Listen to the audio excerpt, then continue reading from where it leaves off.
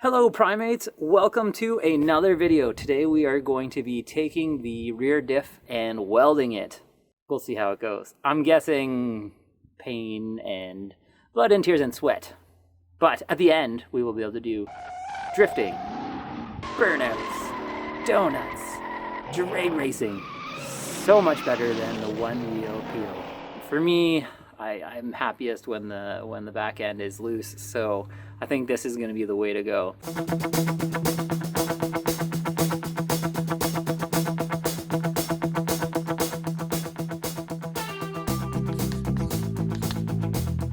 There is a brace that is attached to the subframe that protects the diff. To remove it, you need to remove a small heat shield that is on the exhaust side. It's held down by two 10mm bolts. After that, there are four 13mm hex bolts to remove, and finally two end subframe bushing nuts.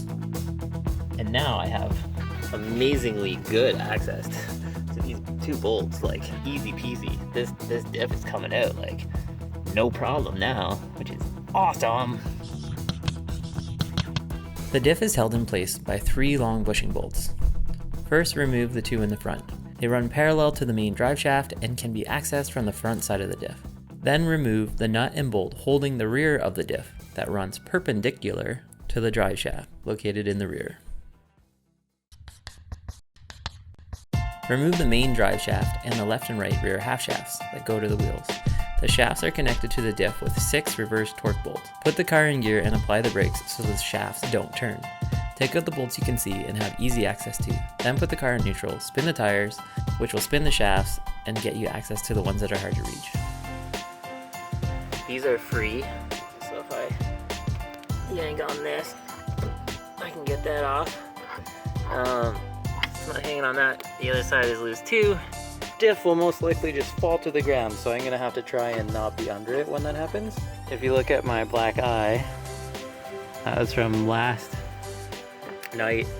I was trying to get the other torques off, and the ratchet that I was using like slipped off the bolt, and like just I've put a lot of force on it, so it just kind of came down and smacked me in the face, and it hurt. Did not have that on camera, which is good because I'm trying to keep this as a child-friendly family channel. The diff is off, in the sense that it's all disattached. The sway bar, which was in the way, is stopping the diff from coming down right here. Yeah, so I'm gonna try and get that rear sway bar off. It's in pretty rough shape, but we'll see how that goes. Remove or at least loosen one side of the rear sway bar. This will allow you room to move the diff down. I got it off on the ends, on both ends near the wheels. So I got that out. I got it out on this side. Then it's attached right here, and then right here. Physically remove the diff.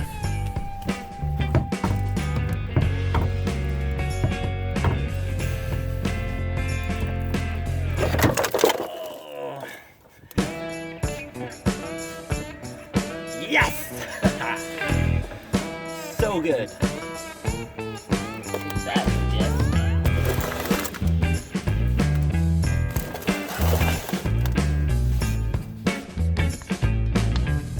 Take all the bolts off the back and drain the fluid and remove the old gasket material.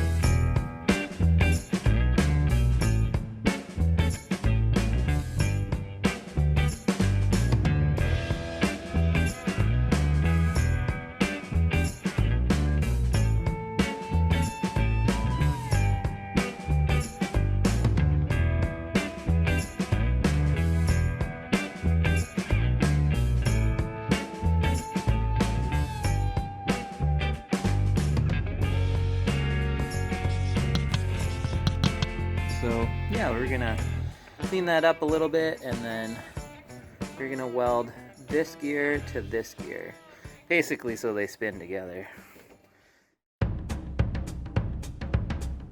Using flat stock, make 2 steel plates with a slight bend and weld them into place in the diff.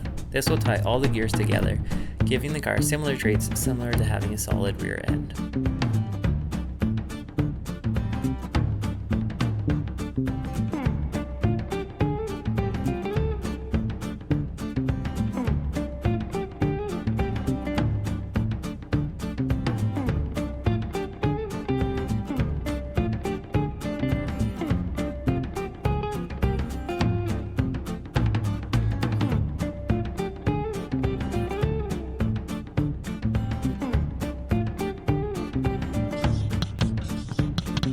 Flush the slag and other junk out of the diff with your used oil.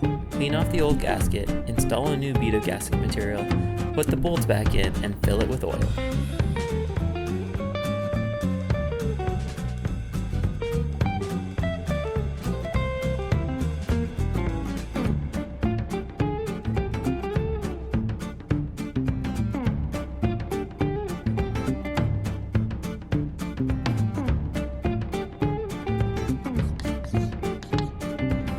Time to put the diff back in. We have let that thing have 24 hours for the gasket to seal, and it is ready to start the process of putting it back in.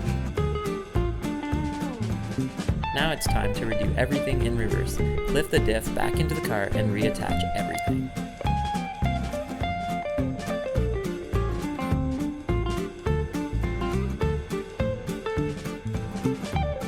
Alright, so drive shaft bolts and then the other stuff.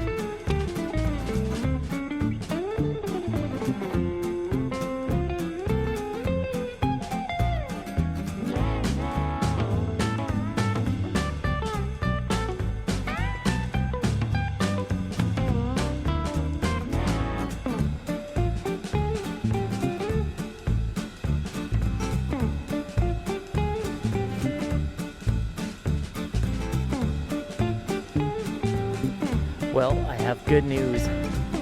The diff is in!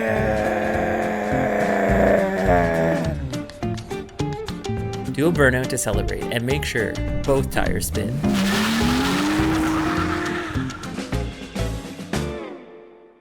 Did you know you can get Octane Monkey gear at octanemonkey.com? That's right, we got shirts, hats, stickers, even car parts.